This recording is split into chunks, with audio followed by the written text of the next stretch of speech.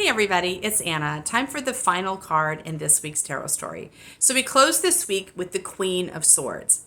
Now we started on the Tuesday card with the Ten of Swords reversed, which is about completing an old piece of work in the mind. The mind's now free to start something new, but we are entering into that middle ground between one chapter and the next. It's the void where the intuition is now kind of engaging with the spiritual realm and starting to surface new genius. So in that in-between period, there's really nothing to do. You're waiting for new genius to surface, right? And so while you're in that time of void, we want the mind to stay calm, to not get restless, not just start taking action because it's bored or because it feels like something's wrong. We want the mind to learn how to be restful in this time period because it recognizes that even though it's not doing anything right now, there are forces at work and it wants to wait for that. If it will wait for the feminine principle to finish her job, which is the intuition, to finish her job and to bring the guidance to the surface,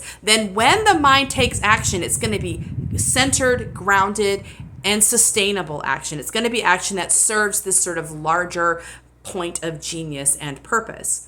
Now, the Queen is the feminine principle of the court card. So she is the feminine principle of the mind. And I think her job is to help clean off anything that doesn't belong, anything that's not helping the mind. She sits here in her throne with one hand raised in welcome and the other holds the sword. So the work here is for the feminine principle to nurture and care for the mind, which means to recognize what is good for the mind, what is not good for the mind, and keep it clear of old stuff. And it could very well be during this week we keep getting the same message, which is to the mind specifically, which is don't take action, be still, have faith, wait for the feminine principle, wait for the intuition to surface something. Like don't jump the gun, try to be patient, right?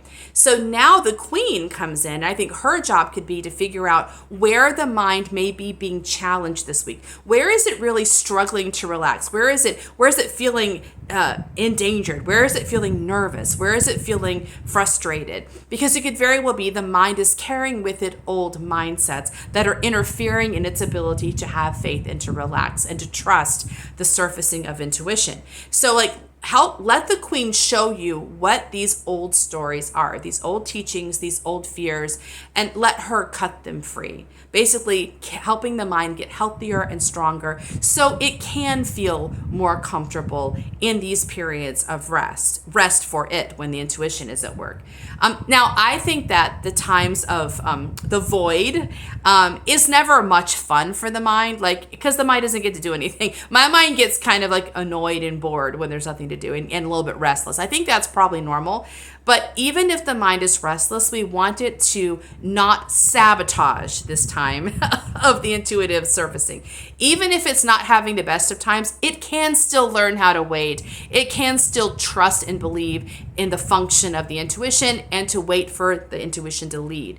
So if the mind really can't sit still, it's really nervous, it's really worried, that's probably because there is some old story, old pain point that is interfering, that's really pulling the mind out of that focus. And so this is the Queen to help clear that out, finding the places, the old stories, the old pain points that need to be solved, need to be taken care of, so that the mind is better at resting, better at waiting, and better in practicing faith as the intuition surfacing new guidance. So that's our final card this week. See you next time. Bye.